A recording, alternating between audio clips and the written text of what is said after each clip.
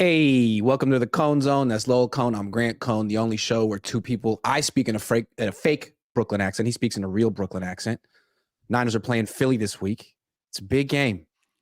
Big game between some of the best quarterbacks, head coaches, rosters in the league. We're going to break it down. We have a very technical show. My dad's going to go over the X's and O's, the All-22. I'm going to bring in some other perspectives, and then we're going to give a prediction, and we're going to take you inside the locker room yesterday where something very interesting happened between me and Debo Samuel. Anyway, Dad, how you doing? You look good. You look good too. Nice to see you. Nice to do the show. Nice to see you. Nice to do the show. Should we talk about the two quarterbacks first? I'd love to talk about the two quarterbacks. You start because you're smarter than I am. Well, I don't know who's better, but it does seem like watching them that they're on like the opposite ends of the spectrum of the quarterback spectrum. Tell me. Because with Hoyts, with Jalen Hurts, I mean, they're both good all-around quarterbacks. But with him, I think you're most worried about his legs. I think when you're getting into the game, you're thinking about how are we going to stop the quarterback draw? How are we going to stop the scramble? How are we going to stop the quarterback sneak, the zone read? And I know you think like those things don't really win games, but they're 27. They've won 27 in their last 29 games. And he's like the catalyst of their rushing attack. He has the same amount of rushing touchdowns as Christian McCaffrey. So I've never really seen a quarterback like him. He's a little bit like Russell Wilson, but he's just so much bigger. And he's relentless as a runner. Okay. Then you got Brock. Then you got Brock. Could I try Brock? Yeah. So first of all, what you're saying is you really like Hurts, and I do as well. I really enjoy to watch him work. I would have to admit I enjoy to watch Purdy work better, more, whatever you want to say it. What I like about him and what I think is his strength is I think compared to Jalen Hurts, he is much more field aware. He's aware more before the ball is even snapped. He's aware of what's going on to a brilliant degree. He throws mostly over the middle, but he's really precise. And it's almost like a surgeon taking a team apart, especially his own defense. What you won't get from him is occasionally he scrambles, and he's good at it. Nothing like Hurts. So they're opposite. Yeah. Yeah, and it's like, so you said you mentioned he throws over the middle a lot. Jalen Hurts doesn't really. He throws a lot of deep passes. A lot of them land out of bounds. Early in that game a few days ago, he just was throwing the ball out of bounds left and right. But he plays behind a much better offensive line than Brock Purdy. He wants to throw the ball down the field. He wants to scramble. He wants to roll out of the pocket. So he really holds the ball a long time, kind of like Russell Wilson. And if you don't get to him, he really stresses your cornerbacks. Like, can you run around with his wide receivers for a few seconds? A.J. Brown and Devontae Smith are really, really good. And with Purdy, he can do that too, but I think he's like most dangerous when he's getting the ball out of his hands quickly. I agree. He's decisive, and he gets the ball to Kittle or Ayuk or McCaffrey. So they really are different. They really are too. Also, it feels like Brock Purdy starts fast. He's great in the first drive. He's great in the first half.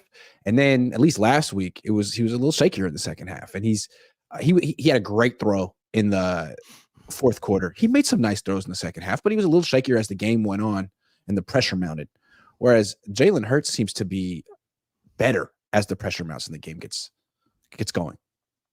He even seems to be a slow starter. Yes, he does. At least this year. It's interesting. Yeah. Okay. Which quarterback would you prefer to have on your team? I think I'd rather have Jalen Hurts. Why? Pretty small. He doesn't throw that hard. I just think there's more you can do with Jalen Hurts. I know that what Purdy does, he does very, very well. But I think there's fewer limitations with Jalen Hurts. And you do have to sort of construct your offense the way the Eagles do to take advantage of all of his running. But, I mean, it works. There's a reason that they win so much. And I think it's more to do with their offense, and I think he's the engine of their offense. I don't know that Purdy's the engine of the Niners offense. I think McCaffrey is. I think Hurts is the engine of the Eagles offense. And I think I would take him over Purdy. Could he make the kind of precision throws that Purdy makes?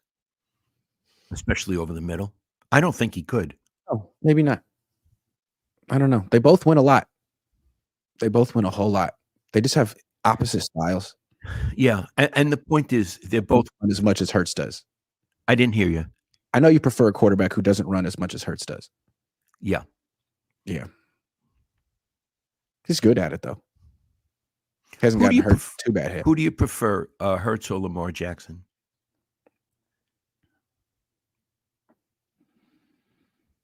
It's a tough one. Tough. I do feel like Lamar Jackson could be on that team and do everything Hurts does, if not more. I think Hurts is a better passer. Yeah. He's good. He's good. Yeah, he's good. I think that your tendency with both of these quarterbacks, Purdy and Hurts, is to say, it's the team around them. They're not that good. I think they both do what they do very well.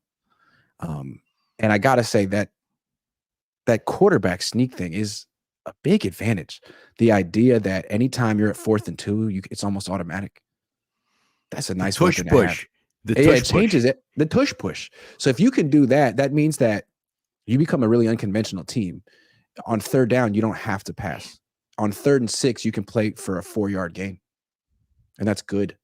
So like the stats on the Eagles that they're not that good on 3rd down, but they're good on 4th down, and they go for it a lot on 4th down because it hurts. Because of Hoyts, he has like 50 first downs this year rushing. I think Purdy would not be as good as Hurts on the Eagles. I don't think Hurts would be as good as Purdy on the Niners. The way Kyle calls a game, he would not be as precise, as quick as Kyle is looking for. Right, but that comes back to Kyle's system. Like Purdy's a great fit for Kyle's system. Could Kyle change his system for Hurts? Well, he tried for Trey Lance. It didn't go so well. Right. But that's sort of what he was looking for. Yes. He dabbled in the Jalen Hurts pool, but it didn't work out too well. Right. He's a system coach. Yeah. Yeah. I mean, look, they're both really good. I just think it's amazing that the way the Eagles won the game against the Bills, if you remember the play, they have Hurts in the backfield with the running back. They send the running back out to the right. So there's no one in the backfield, like it's going to be a pass. And the Bills all freak out. A bunch of the DBs run over there. Hurts just gets the ball, runs up the middle, scores untouched. It's a nice weapon to have. It makes it pretty easy. I don't know. Can we talk now about how Hurts brought the team back 2 weeks in a row, or is that a later topic? Let's talk about it now. Okay. That's an advantage that Hurts has over Purdy. Hurts can bring them from behind. He did it 3 times on Sunday, and he did it the previous week. Yeah. Purdy hasn't been asked, hasn't presented with that. I'm not saying he can't do it, but the other guy's proven at it. It's interesting. Purdy has 1 game-winning drive in his career. It was last year against the Raiders. And I tweeted that he has 1 game-winning drive in his career. Purdy has 4 this season. Josh Dubow, who's great with stats and information, texted me. And he said, what was that 1 game-winning drive? And I said, it was a Raider game last year. And he's like, do you remember the drive? And I was like, off the top of my head, no. Went back and looked. It was 1 play. Okay. It was in overtime. Raiders get the ball first. Bosa hits the quarterback. The quarterback throws an interception to Tashawn Gibson, who returns it to the Raiders 3-yard line, right at the goal line. Niners get the ball. 1 play. Purdy kneels down. Then they kick a field goal and win. His 1 game-winning drive was a kneel down in overtime. Whoa. Nothing against Purdy, but that just shows you how green he is and how thin his resume is in that particular area. Kneel down. Tell them who Josh Dubow is. They don't know. Josh Dubow covers the 49ers and Bay Area sports for Associated Press. And he's phenomenal. He's phenomenal. And his wife does the same thing, Janie McCauley. He tends to cover the 49ers, and she tends to cover like the Giants and the Warriors. The Warriors, yeah. Yeah, he's got sharp. What a dynamic duo. The dynamic duo, absolutely. Anyway, okay, let's talk about the coaches. Oh. And this is going to be in praise of Kyle Shanahan. He's a lot different than the Eagles head coach, Nick Sirianni, who these guys are both very successful. Sirianni's won 27 of his last 29 games. But, well, you take it, Dad. I mean, there's a little bit of Bill Walsh context here. Yeah. Bear with me. I got this cough that won't go away, so I'll cough a little, and I apologize. Bill Walsh, there were certain things he always said to me. And one was, I don't want to be at the mercy of my coordinators, meaning I don't want to be kind of a coach who doesn't call his own plays. Then I can get screwed by a coordinator. Now, Bill was at the mercy of his defensive coordinator, but he had Chuck Studley and George Seifert. So he had very good taste, and he won a lot of Super Bowls because he did his own play calling and designing, and he had great coordinators. Sirianni, who is clearly a very good coach, doesn't do nothing like that. He has a defensive coordinator and he has an offensive coordinator. He brings things together. He's an overseer, but he's not calling plays. Bill would not like that, would not want to be in that position because Sirianni is totally at the mercy of his coordinators. Dangerous place to be. And it's where Pete Carroll is. Pete Carroll, as far as I can tell, he doesn't do jack. He chews gum. He chews gum. He chews gum and throws it away and gets like another piece of gum. The whole pack. Yeah. But he's at the mercy of his coordinators, not Kyle. Explain why Kyle isn't, Iggy. Well, Kyle is a coordinator. Kyle was one of the best coordinators in the league. He was a much better coordinator than Nick Sirianni ever was. And maybe Nick Sirianni, I don't know, is a better delegator or motivator or whatever. Maybe just has a better roster. But I think if Bill Walsh were alive, he'd probably respect Kyle Shanahan or identify more with Kyle Shanahan's style of coaching. And he would consider Nick Sirianni more like a chairman of the board type. Yeah. He comes, he does press conferences. He does press conferences. He rah-rahs the team and things like that. He rah-rahs the team. He mugs for the camera. But really, he sets a tone. But really, he's not the culture. But he's not doing the work that Kyle Shanahan's doing. So I think Kyle probably looks down on Nick Sirianni like, this is the best coach in the league. What do you do? What do you do? Bill would look down on him, and Bill would say Kyle is not at the mercy of his defensive coordinators because his taste is impeccable. At getting defensive coordinators, his taste is impeccable. So that's one hell of a coaching staff, and Kyle is in the Bill tradition in that regard. And here's why he's not at the mercy of his defensive coordinators. I think here's his thought process. It's a defensive team, the Niners. And they're a defensive team because they pour most of their resources into that side of the ball. They don't really ever address their offensive line. It's all defensive line. They'd rather have 8 good defensive linemen than 2 good offensive linemen. So they feel if their defense is so talented, almost anyone could coach it. You know what I mean? You could get a new coordinator every few years. It doesn't matter. Look, they just got it. They're on their 3rd coordinator. It's still the number 1 defense in the league because they have Nick Bosa and all these players. And Shanahan can make it work with what he has on offense. He doesn't have to have the best offensive line. He can get weapons that only he knows how to use. Things like that. Like, not that many teams wanted Christian McCaffrey before he showed everyone that he was so good. Not that many teams would know what to do with Deebo Samuel. George Kittle was a 5th round pick. So I think he feels like if he just pours his resources into defense, he can take care of the offense and the team will be consistent. Whereas Nick Sirianni, the Eagles were so good last year that they lost both of their coordinators. Shane Steichen, offensive coordinator, now the head coach with Indianapolis. Jonathan Gannon, defensive coordinator, now the head coach of Arizona Cardinals. They're both gone. 2 new coordinators. And the Eagles are 10-1, but they rank 9th in offense and 19th in defense because those 2 new coordinators are still figuring it out. Nick Sirianni's over here doing press conferences. Yeah. Chairman of the board. Right. So since I grew up as a reporter covering Bill and Seifert, I grew up with someone who called his own plays on his side of the ball. It's what I understand, and it's what I prefer. Sirianni, to me, again, I've never met him, is an odd duck. I don't like the way he does it. I prefer Kyle as a coach. Now, I'm sure Sirianni makes decisions in game. Do we punt? You know what I mean? All that stuff, I'm sure. But he doesn't call the plays. He may be a better in-game coach than Kyle, I don't know. Kyle may be a better in-game coach than him. I don't know. I'm just talking philosophically. One thing I do like about Nick Sirianni philosophically is in the game how eager he is to go for it on fourth down. Yeah. I think he's really sort of changed that team and made them very unconventional. We talked about it earlier, but they're really never in a situation where they're going to pass ever. Not because of the score, the time of game, or the down and distance. They're always leveraging the run game, and it makes them exhausting to defend because by the fourth quarter, you're tired. You're tired, and they run better in the fourth quarter. Yeah, and they hold on to the ball. It's 3rd and 6, and they run the ball, and it's 4th and 1, and they keep it, and they keep going, and they keep going. And I mean, I think the Bills were defenses on the field for like 90-something snaps last week. It's just exhausting. So that's something you got to deal with. And that's a big Sirianni thing. I think Kyle Shanahan could be more aggressive that way. He's a little bit like his dad, who was a coach in the 90s, and they didn't do stuff like that. I got it. Yeah. Yeah. Anyway, having said all that, I prefer Kyle as a coach. I admire the way he does it. And it's in the Bill. He doesn't coach in the Bill Walsh tradition. It's different. But his philosophy is like Bill's.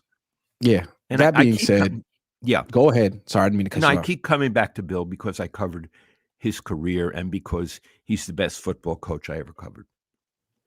I love it. I will say, though, that Kyle needs to prove he's better than Sirianni. They faced each other twice. I think they're 1-1. Yeah, so he needs to win this game. Otherwise, he could say whatever he wants, that he's got a better playbook or a better scheme or he's a better coordinator, but burden's on Kyle. All right, let's do some prize picks. We're doing too much analysis. Let me get the thing. All right. Okay, Dad. Start with Brock Purdy. On the road, in the rain, 251.5 pass yards, more than or less than. What do you think? I'm going to fight you on this. On the one hand, the Eagles have like a terrible pass defense. On the other hand, it's going to rain. I'm going to say under. I'm going to say under too. He threw for like 120-something yards in Cleveland. It was raining. I don't know. I don't know. Why do you say under? Less. Oh, fewer. Look, I love him. He's terrific. And I know that the corners over in Philly are old and not that good. They're a tough team. Philly's a tough team. Yeah, they are. And I think they're going to put pressure on him. So I think it's going to be the toughest game Purdy ever played since he played them the last time and got his elbow broken or whatever. I agree. I completely agree. Yeah. Okay. All right, Brandon Ayuk, 6. If we're taking the fewer for Brock Purdy on passing yards, what about Brandon Ayuk, his number one target, 60.5 receiving yards? Brandon Ayuk. That seems paltry to me. I'm going to go over more.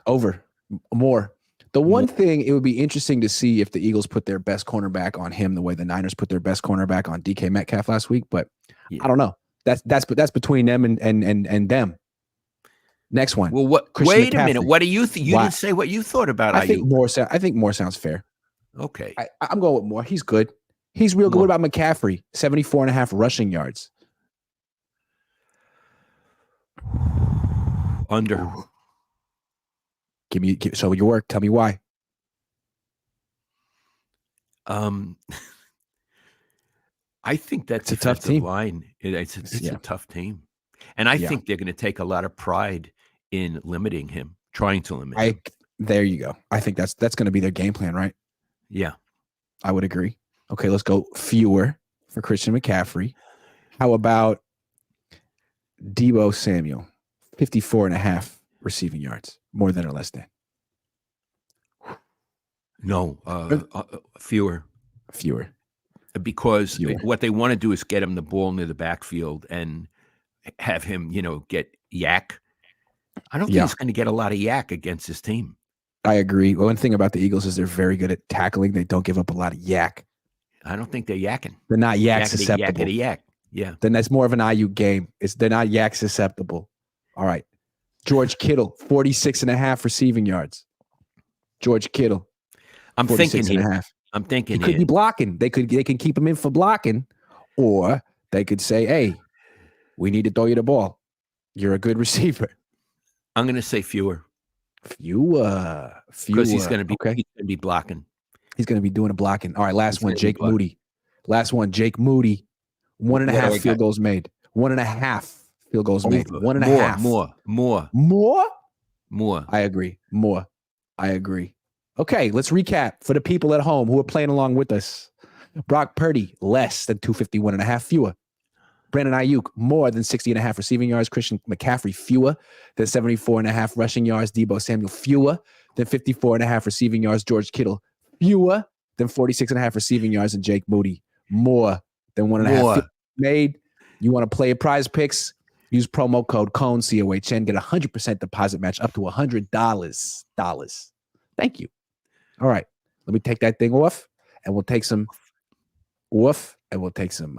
super chats. Ethan, Purdy is the better quarterback. Hurts is a playmaker. A playmaker is part of being a quarterback. I think Purdy is a better quarterback, but a playmaker is a quarterback. I think it's fair to say you prefer Purdy's skill set. Yes, you prefer a quarterback like him than a quarterback like Hurts, and that he's a better fit for the 49ers, but Hurts has just proven so much more. He's won in so many more ways. Yes. It's hard to say that Purdy's better than him, but he could prove it this weekend. Right. There's a lot at stake. Lucky Luis says, come playoff time, Lamar never shows up. Hurts does. I don't like Lamar, and I agree with that statement, Lucky. Yeah. Ricardo Viramontes says, how much do you guys think the number 17D Eagles will be a factor against the Niners' top offense? Can the Niners contain the Eagles' offense? Well, first, the Eagles' pass defense is an issue, but it's going to be raining. That could help them. Can the Niners contain the Eagles' offense? For 4 quarters? That's the question. Can they do it for 4 quarters? Aren't we going to talk about that in a bit? We're going to talk about that in a minute. Josh Wyatt says, in that video you posted, it seemed like I was overly critical of your stance on Brock. Just wanted you to know I agree with 95. I love you, Josh.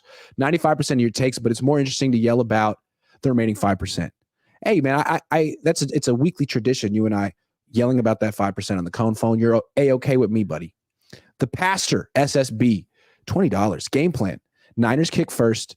Defense hopefully gets 3 and out. And Niners score. Take advantage of being up first half, run the clock second half, and keep the Eagles offense off the field should this be the plan. It's always good to score first and keep the lead. I would agree. Thank you, the Pastor. That's a great call. They should do that. The thing about the Eagles is they won't give up on the run even when they're down. We saw that in the game against the Bills. Rob Walden, YouTube member, thank you. The Camper Report. What's up, Benjamin? The only reason why Jalen Hurts has led more game winners is because he's put them in that position by throwing interceptions. It's true. He's down 10 this year. It's a good point. It's a very good point. Ethan M says Philly defense is surprisingly not good this year. Yeah, 29th against the pass in yards allowed. It's very interesting. Okay. Let's make our prediction. Let's try to go through this game. Do you want to go first or me go first? You could go first. What are you looking at? What makes this one tough to call for you?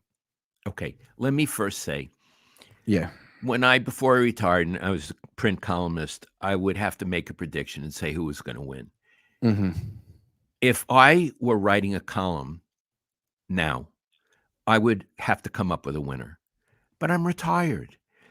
So I can make an admission. I don't know who's going to win this game. I wish I could tell you, say, oh, Lowell, he's copping out. I'm not copping out. These are 2 really good teams. This game is the best game of the season so far in the whole league. Would you agree, Iggy? I would agree. Yes.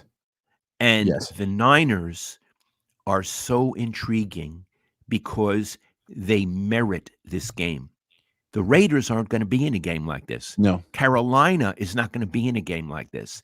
The Niners are so terrific, they can stand up to Philadelphia. And as a result, this is the game of this coming weekend, this game. The reason I can't choose a winner is because I can see each team beating the other one.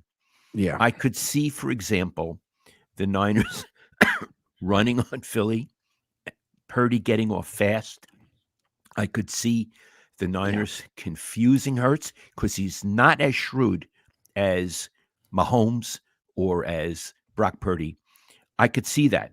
On the other hand, I could see Philadelphia, their defensive line, manhandling the Niners' offensive line. So the Niners can't run, and they hurt Purdy, and they've already hurt Purdy once. I could see it going both ways. These are two tough, smart, skilled teams. So for me to pick between them, I would be lying. I would. Yeah.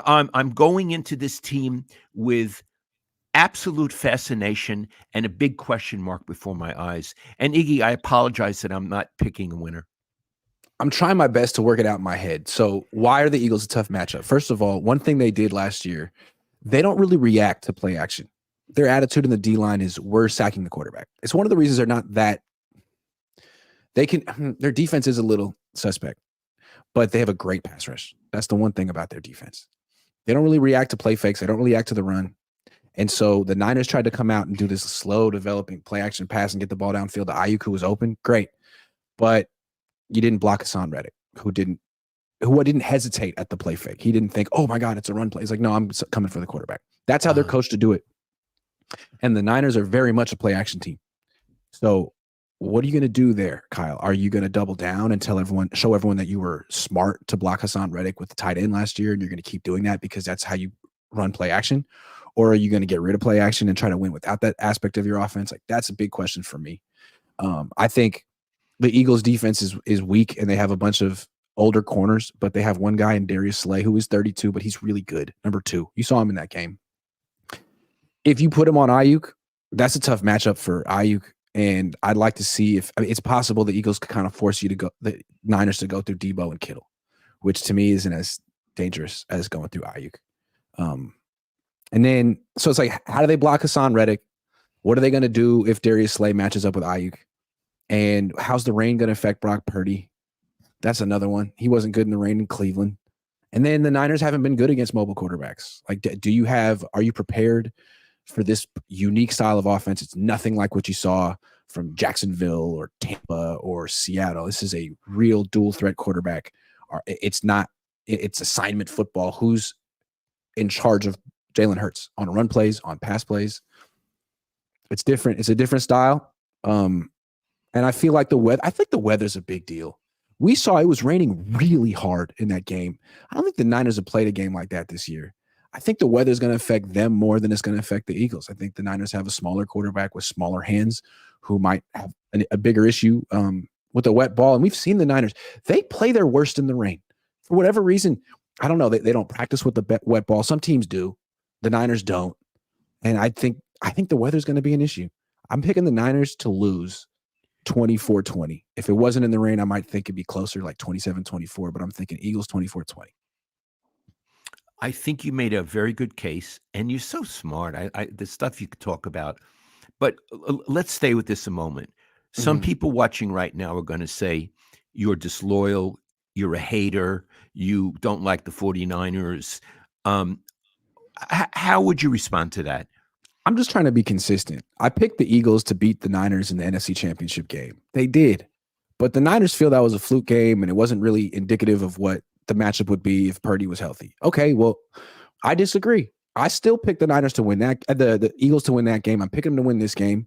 And if the Niners find a way to win, I'm going to praise them like through the roof, because I think this is that tough of a matchup for the Niners. It'd be a big win for them. Usually, if you pick them to win and they do win, you could be like, I saw this coming. Like, I think it'd be a really big deal, even though they're 2.5-point favorites on the road. Another question.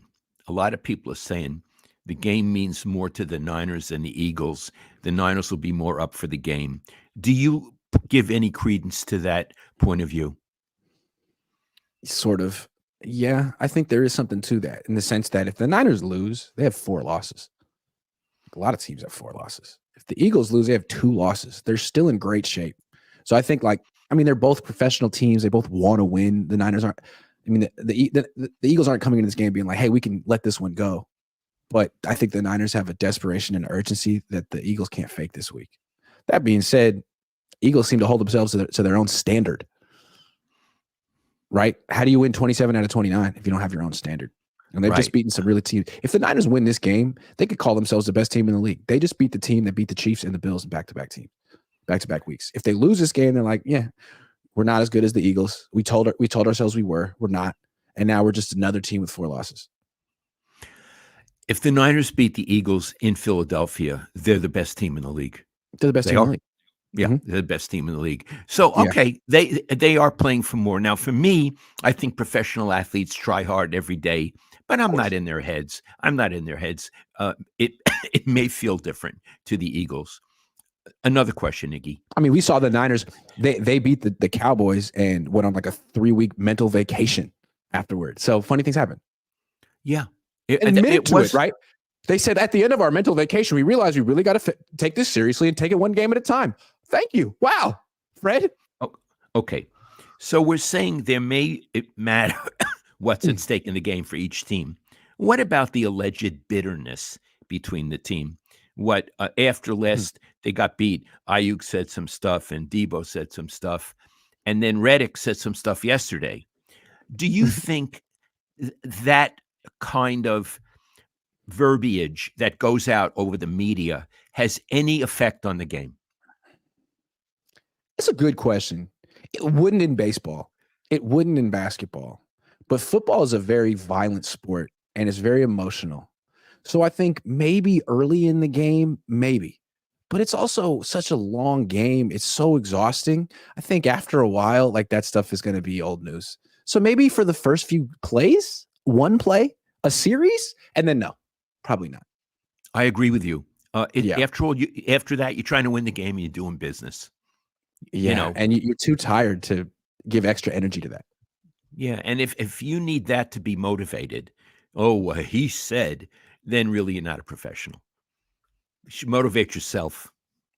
Right, and really, I mean, that's for the Eagles, right? The Niners sort of complained after the game and said they shouldn't have lost, and the Eagles took offense to it. Well, okay, well, this is your chance to prove it again. The Niners, right. Debo was asked about it yesterday. Ayuk was asked about it yesterday. Both essentially said, we don't want to talk about it anymore. We're not going to, we're just, what do you think? Well, I heard they didn't want to talk it. I know how those things work. It's not like they came in independently and said, we don't talk about it anymore. Kyle told them, or Kyle had someone tell them, shut up. Shut up. Don't get into that. We're talking about football. We're not talking about grudges. They were told, Iggy, I wasn't there, but I'm telling you, they were told, button your lips. Agree. And to me, like when you start talking like that, it doesn't necessarily, I think the big thing is not what it does for the other team, but what it reveals about you. Tell me. You're not focused. Not You're focused. Not focused. You should be thinking about your game plan. Like there's way too much going on. Don't talk about that. That is so off the point. You're not focused. That's the way I look at it. And the Eagles are the ones doing it this week. Yeah. You don't win by shooting your mouth. No. You win by winning. Really don't. And I know in like fighting, you promote the fight by shooting your mouth off. It's something you have to do in the UFC and boxing. But in football, it's not the culture. Once you start doing stuff like that, it makes you feel like you're not really ready for this game. You're not really ready for the seriousness. You're not confident. Yep. Confident teams say stuff like, we're just going to let our play talk. We're not going to get into it. And Sirianni, again, I don't know him, but should not be pleased that Reddick is shooting his mouth off. Shut up. Do what you need to do. Not useful. No. And really, this is the attitude. What Ayuk and Debo did yesterday is what they should have done after the loss in the NFC Championship game. They got it right now, but you don't want to go on a bunch of interviews afterward and be like, we should have won. No, you say what you said in the locker room yesterday. It's over. We'll see him next time. We'll get him next time. That's right. Right. Yeah. And there's something about losing gracefully. You know, we forget about sportsmanship because there's so much money involved and egos. There's something about being a good loser. Not accepting loss or liking loss, but losing in a men's sport. I'm going to use the word like a gentleman, or in a woman's sport like a gentle lady. You lost, you stand up to it, you own it, you move on. You agree. I think it's the opponent. It's a stronger, more confident move than saying we should have won. Yeah. We got screwed. Yeah. It's weak. That's very weak and childish. It's very childish. Yeah. Agree. All right, hold on. Mike Baker says, do a follow-up reels on actual results with your dad. All right. We will. on the prize picks. Dave Barkley says my 2 favorite at their best. Thank you, Dave. Thank you. Mike Drops with Monza, $10 says Hurts identical to Purdy when it's clutch time. Purdy identical to Mac Jones in clutch time. Both take snaps under center. Hurts would be scarier with Kyle and has a first-time OC. Yeah, that's true. You got to remember that with the Eagles, their offensive coordinator this year is new, and that might be why their offense is taking a step back. It'd be interesting to see what Hurts could do, what Kyle could do with Hurts. It's a pretty good quarterback. Raymond Laney says, love you, Papa Cohn. Guys, let's not forget that Sirianni makes adjustments and Kyle's tends not to. I think that's a great point. Yeah. And I think that's going to be a big key in this game. What adjustment is Kyle Shanahan going to make? Because a lot of times he doesn't have to make an adjustment. His game plan is good. His team is better than the other team. They're up 20-3, and let's just cruise. It's going to be a close game, most likely. They could be down. One part of the game plan might not work. What are you going to do? What's your adjustment? Sirianni makes him. It's a good call, Raymond. Mike Baker says the Niners should practice with the sprinklers on. How do they do the fake rain in movies? It always seems like it's raining too hard in the movies. The streets are always wet in movies. It's so wet. Yeah. Crazy Gaming says you and your pop are the best. Purdy's going to get the lead early, and it will only grow from there. Niners 35, Eagles 13. They will make a point. Crazy Gaming. I don't think it's going to happen. I respect you, but that score to me seems a little out of whack. Even if the Niners win, I don't see them killing them. Well, they don't call him Crazy Gaming for nothing. Tony Nagatani says, I saw Napoleon. The rain is Kyle Shanahan's Waterloo. The last true rain game Kyle won was in 2019 at DC. He failed to score a touchdown in that game. Whoa, Tony, thank you. Tony. No, Tony, you cannot have a pony. The young Montana, been a member for 27 months. That's a long time. Blave says, our O-line is such trash minus Trent Williams would still take us healthy in good weather every time. If raining, though, I would take the Eagles every time, but they have some big injuries like Nines. He likes the Niners, I guess. They do have some injuries. It's going to be interesting to see if Lane Johnson plays, Fletcher Cox plays. Kev F says, how legit is Wise Sons looking for a good Reuben? It's good. I have never been there. It's good. You've been there, Iggy? Where is it? They have one in San Francisco, and I think they're supplying Beauties now. Beauties doesn't do their own bagels anymore. How about that? Really? I know. And Horn Barbecue got burned down in Oakland. Times are changing. Wolf Life Wild says, let's run the MF Rock and get other running backs involved. Other running backs? I got to tell you, I don't think you're going to see a lot of other running backs in this game. I don't think Kyle's going to mess around. It's his point of view. Yeah, Mike D says, I agree 100%. The ones that don't talk, no, they don't have to. Right. Yeah. I'll give you an example. You know, I'm a boxing guy, so I got time to kill. So I watch a lot of boxing on YouTube, and I like to watch Manny Pacquiao. A lot of times in pre-fight interviews, some guy is yelling in Manny Pacquiao's face. And Iggy, I want to show you what Manny Pacquiao does. He just looks. He doesn't say a word. Mm-hmm. He just looks. And the look is, I'm going to kill you. Yeah. I don't have to say a word. Look in my eyes. Yeah. Look at these eyes. Yeah. Right? Yeah. I'm going to kill you, and you know it. And you know it. And you're scared. And he just looks like this.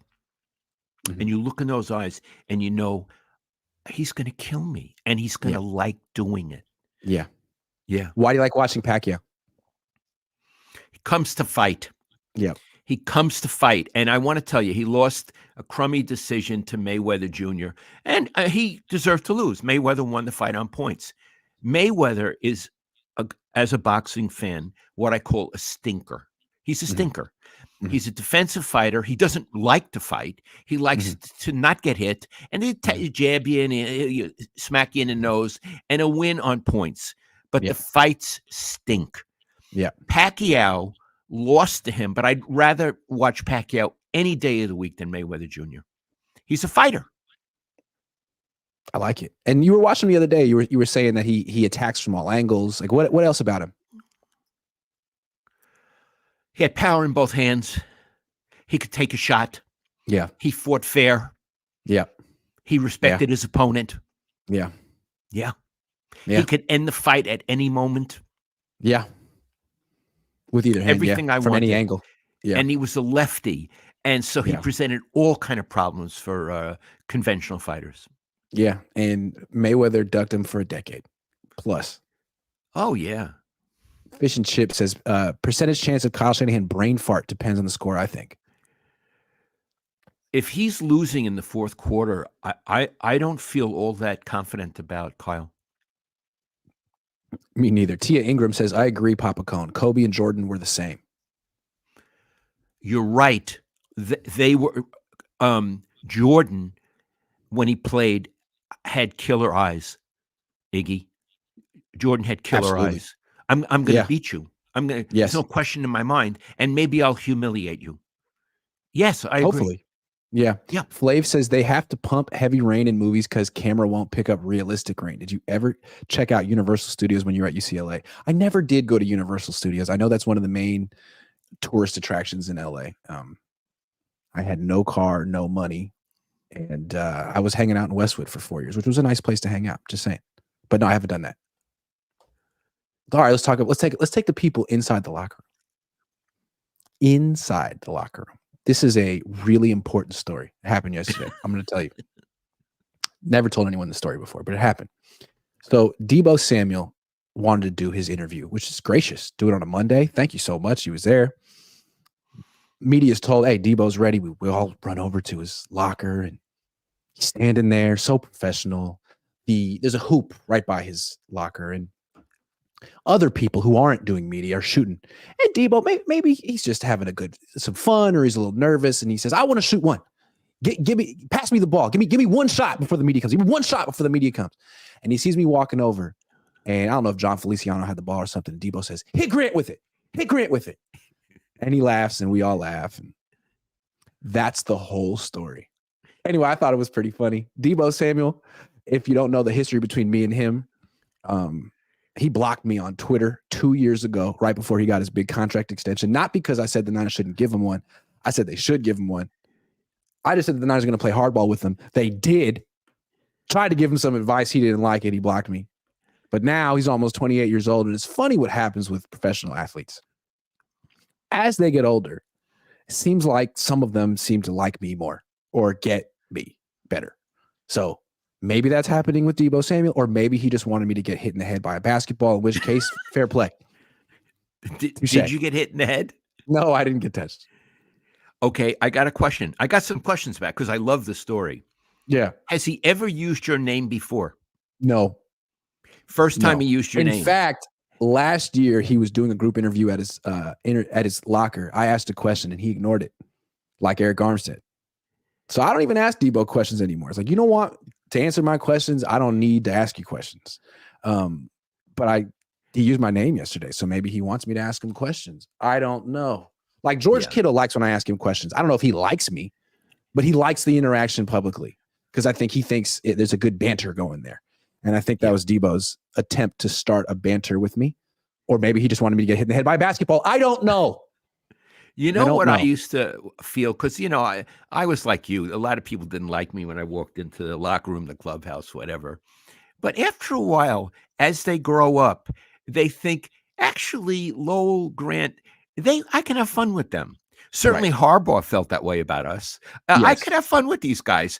They're not afraid of me. They'll come back, but they'll be polite, and we can have a good time. In addition, as they grow older, they realize, oh, I can use the media. Right. It's first of all, it's not personal. It's not personal. I've taken shots at Deebo, but I take shots at every player. I take shots at Kyle Shanahan, the best players on the team. So it's not personal. And I could easily be your advocate. Easily. And you do praise people. Yeah. I mean, that's what's Jimmy Ward's entire epiphany. Like, I was really tough on Jimmy Ward for years. He was the first round pick who didn't live up to his draft status, couldn't find a position. I said it a lot. Finally, I was like, no, actually, I get it. He's an excellent safety. He can cover tight ends man to man. I get it. I'm sorry I was wrong. And he really appreciated that. And all of a sudden, me and him had a dialogue in the locker room and publicly. And I think Joe Staley gets it. Talanoa Hufunga's young. He gets it. Certain players get it. It's not Jim Harbaugh got it. It's not personal. It's entertainment. Armstead doesn't get it. No. Doesn't get it. No. Maybe he will at some time. It's personal between me and Armstead. I said when Armstead was going for his extension, I said they shouldn't give it to him. I said they should sign Jadeveon Clowney instead. In retrospect, that would have been a mistake. So he was right. On football terms, he was right. But why being wrong about football doesn't necessarily make me a bad person. Just saying. That's what the me and Armstead thing stemmed from. I tried to get in the way of his money. I got a story. I might have told it before. Remember when Jeffrey Leonard, the Hackman, used to play left field for the Giants? Well, it was before my time, but I know who he is. Okay. And everybody was afraid of him. They called him Penitentiary Face. And I didn't know him very well. And I was a little nervous around him. So I wrote a column saying that he wasn't really a good left fielder and he took bad routes to the ball. So I come into the Giants clubhouse early one morning. And he says, "Hey, Lowell, come over here." And I thought, "Oh my God, do I have to start? He's going to yell at me, and I'm this and I'm that." But I went over, and he had my column taped to his locker. Okay. And he said, "Hey, listen, I saw what you wrote." He said, "I think you're wrong, but I'm glad you wrote it because I want to prove you wrong." Ooh. He gave me a pen and he said, "Would you please sign it? And at the end of the season, we'll see." Iggy, I fell in love with him. Oh my God. And I love the Hackman. That's the coolest thing anyone could do. Would you sign it? Yeah. And I signed it. And after that, we became very friendly. And he was a good player. And I took back my words. That's incredible. That's the best story I've ever heard. I wish more athletes would have that kind of presence socially. I mean, they all have presence and poise on the field, but like that, like he was calm. He had his emotions in check. Instead of saying, "Why would you say this?" He said, "No, I like it. I like it." And to show you how much I like it, would you autograph it for me, please? Let's make it official. Yeah, he honestly did that. Wow. He must have been in his 20s. Yes. And had a reputation of being tough. And here he was so mature and much more mature than I was. Right. Wouldn't you respect Armstead if he did something like that with you? I'd respect anyone if they did something like that to me. Yeah.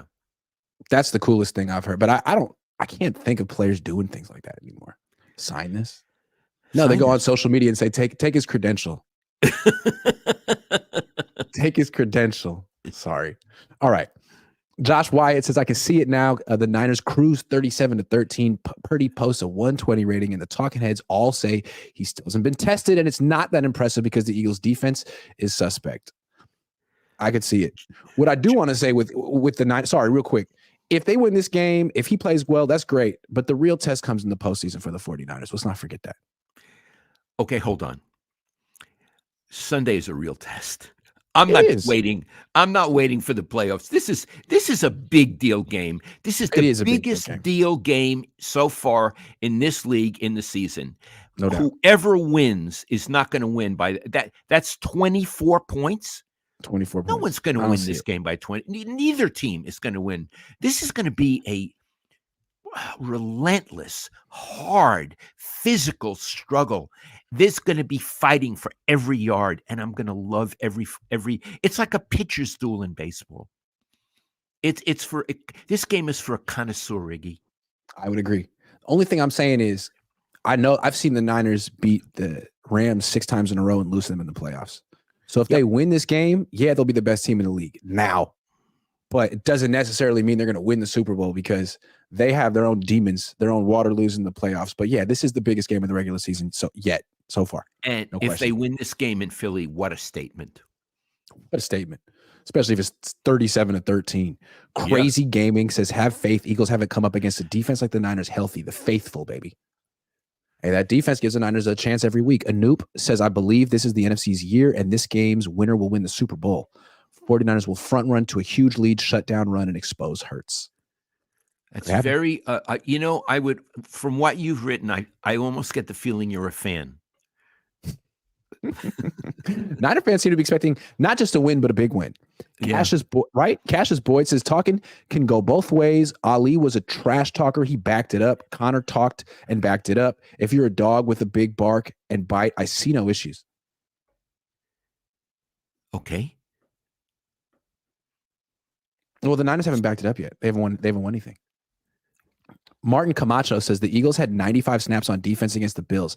My question is, do you think we can wear and grind them down? They are letting up a lot of points. It's possible. Possible, of course. Again, I can't pick a winner, and I think that's one way it could happen. Absolutely, yes. Yeah.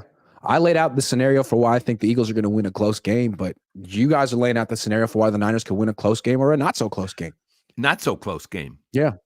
And again, they are 2.5-point favorites, so it seems like the odds makers are seeing it your way. Wolf Life Wild says, run right at Reddick and pancake that booty. Let's freaking go, Kittle. I think the Niners don't really run right that much. It's not how they displace people at the point of attack. They kind of get manhandled on the right. They run to the left, but I know what you mean. All day, every day, Kim says, if Brock's down late, do you trust him? I don't trust him. I don't trust the offensive line or the coach. That's me. Okay. I'm not going to say that. What you said is legit. If Brock is down late, we're going to learn a lot about him. That's fair. I'm open-minded. I don't know what he's like down late to an elite team. But if they are, we're sure going to learn a lot about him. True. And I know how I feel about Kyle down late to an elite team. Yeah. Cassius Boyd says Eagles are last year's Vikings, flame out later. Winning a lot of close games. Possible. Rob Walden says, does Purdy look anything like young Montana? Oh, boy, that was so long ago. Okay. Young Montana won a Super Bowl in Pontiac, Michigan. I was there. When this kid wins a Super Bowl, let's come back to this question. I don't think Purdy looks anything like Joe Montana or Steve Young. I personally feel, and maybe this is a little controversial, but I think he has a striking resemblance to Lee Harvey Oswald. Have you noticed that? You mean in his face? Yeah. I don't see it. I know what Lee Harvey Oswald looks like. I reject that comparison. You reject the comparison? I do. I don't. Okay. First of all, Lee Harvey Oswald, you bring this up. I've only seen photos of him after they caught him, Yeah. And he looks a very disturbed person. Purdy is an angel. He looks like an angel. That's true. So, yeah. He's like evil Purdy. No. He's like Bizarro Purdy. I think they look a little bit of this, but you're right. He's got evil Purdy traits. Yeah. Kilo TW says media darlings keep hyping up the Niners defense and Jalen Hurts. Look for Philly's defense and Purdy to have a firefight this game. Interesting. Could be. Absolutely. Interesting. Yeah, I think we look at it as the best units are the Niners defense and the Eagles offense, but maybe that other matchup will be more interesting. Matthew Sanders says, win or lose, Niners need to show toughness and composure. There's a way to play with the chip on your shoulder, but still with control. Remember Patrick Willis. Totally agree. Love it. Crazy Gaming, making it rain. The game against Dallas was the same. Nobody saw that coming either. So there's that. That's true. Hold on. I don't believe in Dallas. I think they're almost a fraud. I don't like their quarterback. I don't like their head coach. I think they're soft. I think now Philly didn't play them, right? Yes, they did. They beat them. Philly is a much better squad than Dallas. Much better. Boxing fan times 4 says, whatever play action plays Kyle has drawn up, please, anyone in the Niners organization, grab them and trash them because they won't work in this game. That's what I mentioned. So much of the Niners offense is dependent on play action. What is Kyle going to do without that? Or will he work around it? Everyone looks beatable this year. No juggernaut, says Dave Barclay. Well, every game. But hold on. Except for the 3 games that they lost, which I can't explain, the Niners look like a juggernaut. Mm-hmm. More than Philly, because Philly has had to come from behind. Mm-hmm. But if you could take away the 3 games the Niners lost, and you can't, and I can't explain them, they're a hell of a team. Yeah. Hell of a team. Yeah. And if they win this week, you're going to say they're the best team, and they are a juggernaut. Yeah. But to his point, like you watch Monday Night Football, and it's like 2 quarterbacks no one wants to watch play square off tonight in a forgettable matchup of teams fighting to get over 500. Like every time. Like last night. Yeah. That poor Joshua Dobbs, 4 interceptions. Maybe he should go back to being an aeronautical engineer. Ooh, Yeah, I think that's true. Josh Wyatt says, I respect you, Papa Cohn, but when have you seen a 10-1 team as an underdog at home? The Sharps are hammering the Niners. Something is up, and when it happens, we'll all pretend we saw it coming. What does it mean something is up? He thinks the Niners are going to win big. He thinks the Niners are going to win big. A lot of Niner fans are in here thinking a blowout is a brewing. We'll see. Dave Barkley says, I love your relationship. My dad doesn't like me. Sorry. I'm sorry. Dave, I got to tell you, I love my son. I do. And the high point in my week is when we do this together. Imagine, I'm an old guy. I'm retired. I get to do this for an hour a week with my son and look at his handsome face. It makes me so happy.